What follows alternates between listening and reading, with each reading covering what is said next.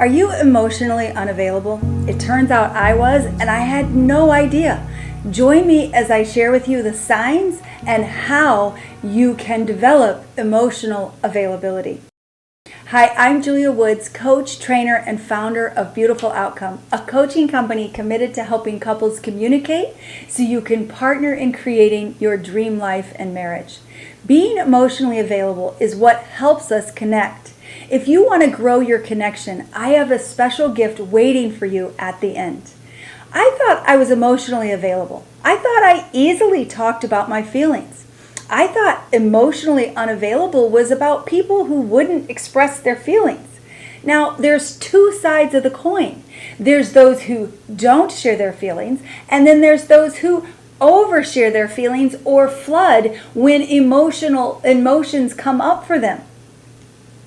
I had a hard time knowing what my emotions were or being willing to be with my emotions when they would come up. I was also quick to shut off my emotions when I felt threatened. Do any of these sound like you? Let's look closer at what Psych Central says are the 5 signs that we are emotionally unavailable. The first one is that we avoid intimacy. Now, intimacy happens through vulnerability, and I thought I was really vulnerable. However, I really wasn't. I was just willing to overshare details, but I was unwilling to be honest about what I felt, what I want, what I needed, what was really honest for me.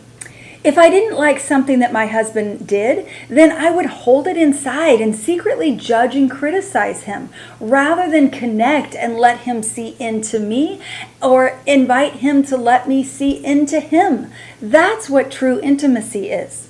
The second sign that we are emotionally unavailable is that we avoid commitment.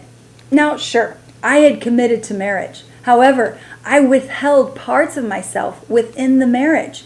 I was afraid that if I gave him all of me, that he would hurt me. So there were definitely ways that I was avoiding commitment. The third sign that we're emotionally unavailable is you get defensive easily. Yep, that was me. If my husband said anything about me that I felt was negative, I would start defending myself or belittling him for having brought it up. The fourth sign that we're being emotionally unavailable is we're not available. Now, again, I told myself I was available, but I wasn't looking at the ways that I wasn't.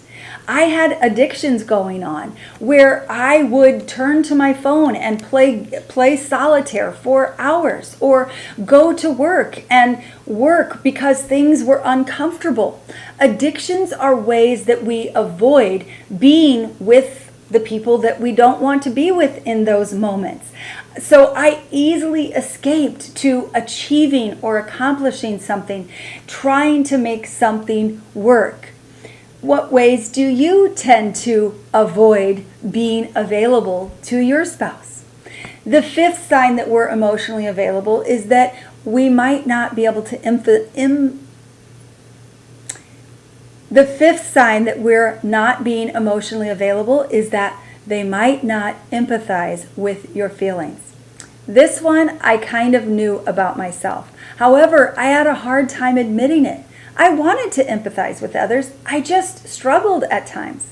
Now, as humans, we often hear terms like emotionally unavailable, and we quickly look for how that doesn't apply to me, and then we decide that that's not who we are. However, what could be available if you let yourself sit with the possibility that every single human on the planet can be emotionally unavailable at times?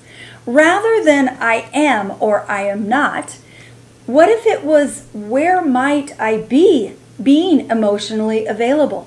We all have ways of self-protecting and coping mechanisms we learned when we were little that we don't even realize that we have. They block us from connecting with our spouse in the ways we want to connect. And we can't transform what we can't see. If we could discover the ways we disengage or withdraw emotionally, we can actually change it. When I started taking personal responsibility for becoming the person I wanted to be, it started with learning how to understand my emotions. When I would get upset, It would be like a volcano going off, and it would happen about every 2 to 3 weeks. I would erupt, and then I'd be fine for a while, and then 2 to 3 weeks later, I would erupt again because I had no idea how to be with my emotions. This was a huge sign indicating that I was emotionally unavailable. If you have outbursts, it's a significant pointer that you're emotionally unavailable. We can't be emotionally available if we aren't aware or in touch with our own emotions. 12 years ago, I started with one simple step in order to get in touch with my emotions. And all I did was I started simply asking myself what I was feeling. Then I would think about the thoughts I was thinking that had produced those feelings. Then I would investigate whether the thoughts I was thinking were actually true. About 3 months in, my husband said, "Hey, you haven't done that thing for a while." And I said, "What are you talking about?" He goes, "You know, that volcano thing." And he was right. The emotions weren't building up anymore. Emotions are thoughts trapped in our body looking for language. And the more emotionally aware you are, the more emotionally available you can be. Connecting with your spouse begins with being emotionally available. Being able to let them in to what it is that you're feeling. And being able to connect with what they are feeling. Connection is at the heart of a marriage. And if you want to grow your connection with your spouse, I have a free gift for you. It's called 100 Deeper Connections, Prompts and Ideas. You can get your copy by clicking on the link underneath this video. Would you take a minute and give this video a thumbs up and subscribe?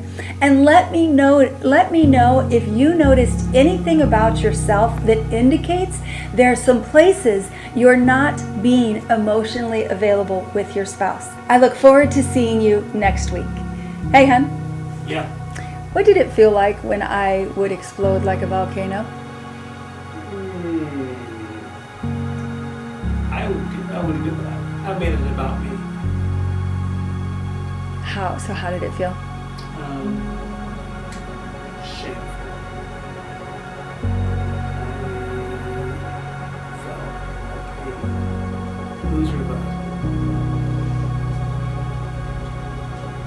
I'm glad that doesn't happen anymore.